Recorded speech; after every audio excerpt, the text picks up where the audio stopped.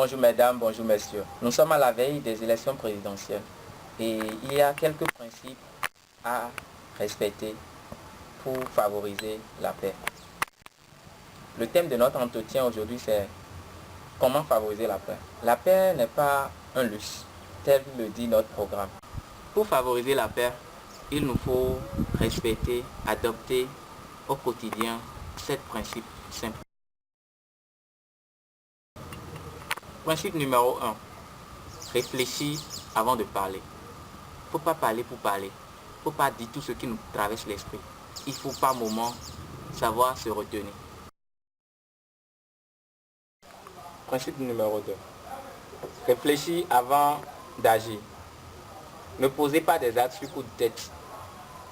Un faux pas peut nous coûter cher. Autant que nous sommes, nous devons réfléchir, mûrir nos réflexions avant de poser des actes pour qu'enfin nous puissions jouir de la paix que nous avons aujourd'hui. Principe 3. Ne pas rendre le mal par le mal.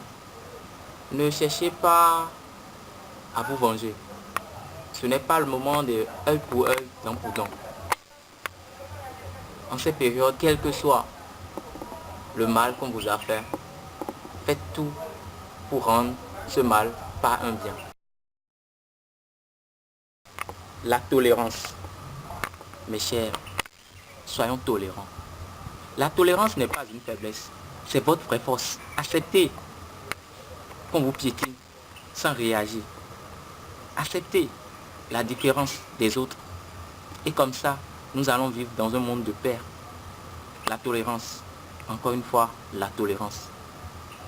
Chers frères et sœurs, soyons tolérants en ces périodes de veille élection. Principe 5. La maîtrise de soi. Pendant ces périodes, beaucoup vont vous provoquer. Vous serez à des endroits où les gens ne partageront pas vos opinions. Apprenez à maîtriser vos émotions. Apprenez à maîtriser vos passions. Ne vous déchaînez pas. Maîtrisez votre colère. Et quand vous n'arrivez vraiment pas à vous maîtriser, un conseil, quittez les lieux. Et quand la tempête va passer, vous revenez, vous continuez. Principe 6. Présentez ses excuses.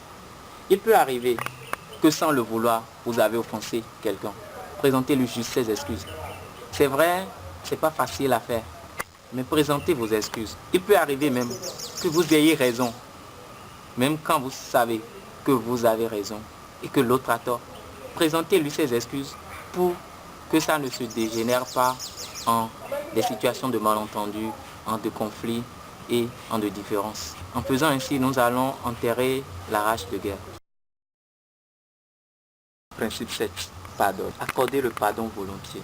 N'attendez pas que celui qui vous a offensé fasse le premier pas.